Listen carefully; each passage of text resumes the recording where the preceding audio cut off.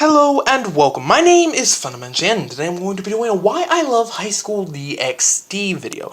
Now, technically the title of this anime is pronounced HighSchool DD, however I always pronounce it with the X. I just wanted to acknowledge that yes, I know it's pronounced DD, but I like to pronounce it with the X. Pronounce the title of this anime however you see fit, to each their own.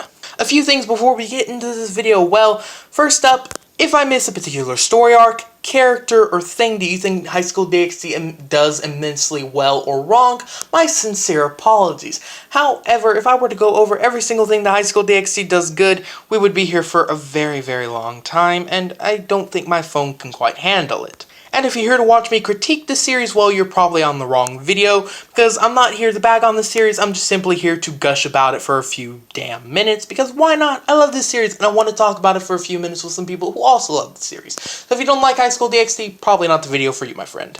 If you've not seen the first 3 seasons of HighSchool DxD, maybe don't watch this video, because I'm going to be going over some of my favorite moments in the first 3 seasons, and that would require spoiling them, and they're very well done, and they're very good, but I don't want to be a jackass on the internet who just simply spoils something for someone. So, spoiler warning, spoilers for seasons 1, 2, and 3, some of the better moments of the show, some of the best moments in the show, so yeah, if you don't want those things spoiled, maybe don't watch this video. Watch the series, come back, then watch this video. That's the best way to do it. Enough jabber, let's get into why I love this series. Well, first up, I love the story. The story is very well done, and honestly, if you were to take out the boobs, the animation, and so forth, I probably would still watch the series because I love the story. I love how it's done.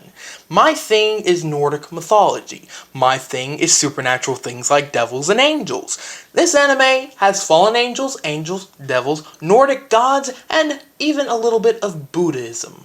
I think that's how you say that. Don't know.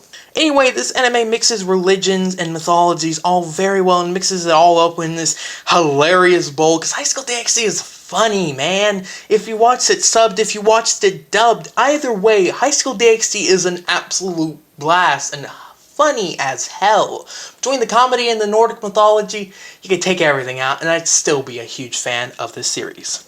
Speaking of, let me get into some of my favorite moments in HighSchool DxD. Let's start off with Season 1. At the end of Season 1, there was this prick named Riser. He wanted to marry Rias. Rias challenged him to a fight. At the end of one of the last episodes of the first season, Riser has all but won, with only Rias and Issei standing. Issei kept getting up no matter how many times Riser hit him down. But Riser was getting ready to strike a killing blow that would for sure kill Issei.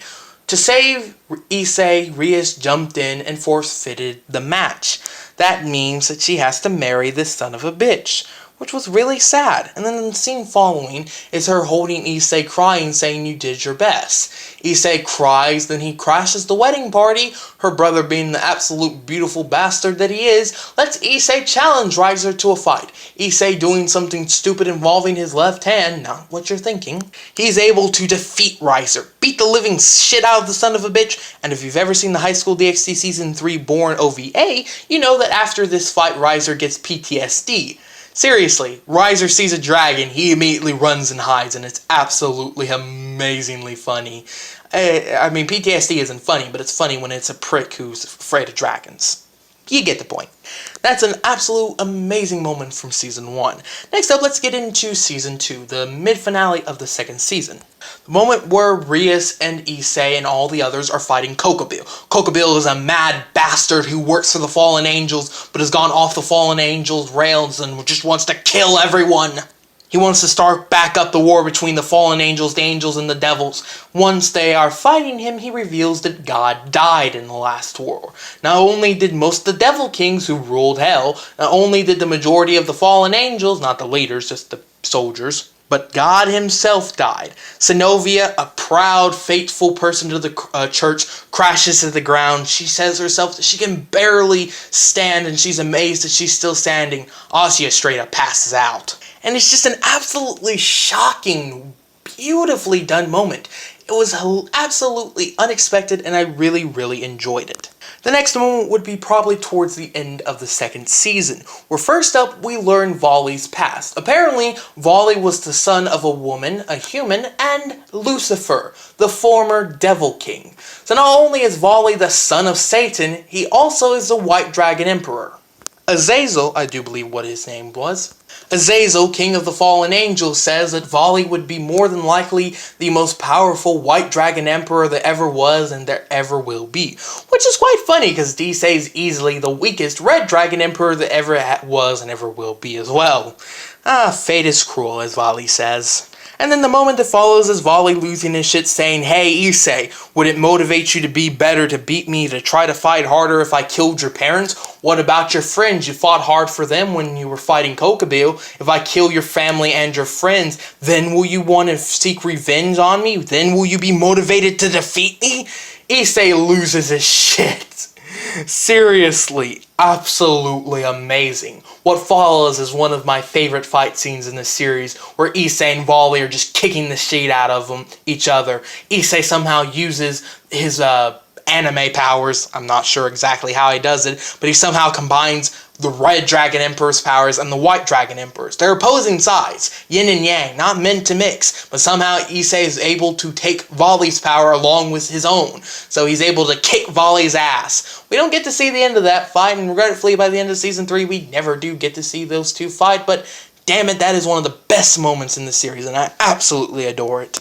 Some of the smaller moments I wanted to mention in Season 2 would probably be the moment where we learned Kiba's backstory. It was absolutely heartbreaking to hear that he was part of the Holy Sword Project, and that all of his friends gave up their lives to save him. Hearing his motivation and reason made him arguably one of the better characters in the series, and I really enjoyed hearing his backstory.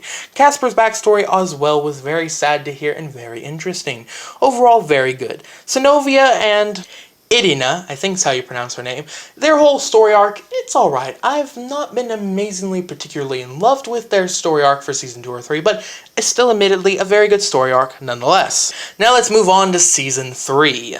Once again, one of the smaller moments I wanted to mention in Season 3 was a moment where you learned Akino's backstory. It was very sad to hear what happened to her mother and how she blamed her father. Her father didn't actually have anything to do with it and wasn't really his fault, but she became a devil despite him because she blamed him for her mother's death. And one of the really sweet things about this series is how they had a happy moment afterwards, where by the end of Season 3, she's accepted that it wasn't really her father's fault and she actually forgave him. And it's a really, really nice character moment for Akino in Season 3. Another thing I wanted to mention as far as the small moments go was the backstory for Konako. Yes, admittedly, it did come out of the blue, but it was still nice to hear her backstory on how her sister had killed those people. Okay, it wasn't a nice backstory, but you get what I mean. It was sad but nice to hear Konako's backstory on how her sister had murdered a bunch of people, how Konako could have been killed, but Rias and her brother, being good people, decided to take Konako in as their own rather than killing her like some devils wanted to. Now let's get into perhaps my favorite moment of the entire series.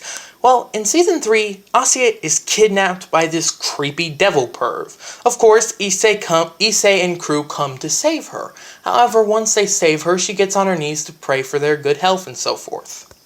When she does, however, she disappears. Issei completely and utterly shuts down, saying, "Asia, where'd you go? Come back, Asia, it's alright. I swore I'd protect you. It's going to be okay." Then some bitch-ass son of a prick shows up and says, "She's dead. I sent her to a place where no oxygen exists. She's already something dead." I can't remember what the guy said precisely. Issei's eyes glow green, little orbs flow out from within him, saying weird words I couldn't even remember at the time. And Issei shows the most powerful version of the Red Dragon Emperor we've seen yet. This is the version I presume that probably was could kill God. Because earlier in Season 1 they did mention how Issei could, if given enough time, his power could trump God, and I figured this might be the whole trump God bit. So Issei loses his shit, kills the bastard, and it's just that entire scene, the entire scene where Asia leaves and Issei's loses it and he goes ballistic, and how it takes Rias and Volley working together to get Issei calmed down because there was this evil poison in his blood. The memory of Rainier, his ex-girlfriend from Season 1, and how she was poisoning his mind. And was that really Rainier? I'm not entirely sure. The anime doesn't make it entirely clear. Point being, it was a very sad, very well done, awesome moment for the series. Enough chatting about the story and all and that. Let's get into the characters. Characters are absolutely great. Now, admittedly, Synovia and Issei in particular, or Kiba as well, aren't per se the most original character types you've ever heard of, but they're still very nice, very likable, and very well done people, and I highly, highly enjoy their stories and their interactions with each other. And the comedy. I forgot to mention the comedy a bit earlier. The comedy is absolutely great for the series. Visual gags and jokes and all forth. I love the comedy. Not much more to say. The comedy is very well done. The comedy is very specific. Depending on who you are, you might love or hate the comedy for HighSchool DxD, but a quick mention, the comedy is absolutely great and I fucking love it. Back to the characters. One character I think is the most well-done character, arguably, in this anime is Konako, the tsundere.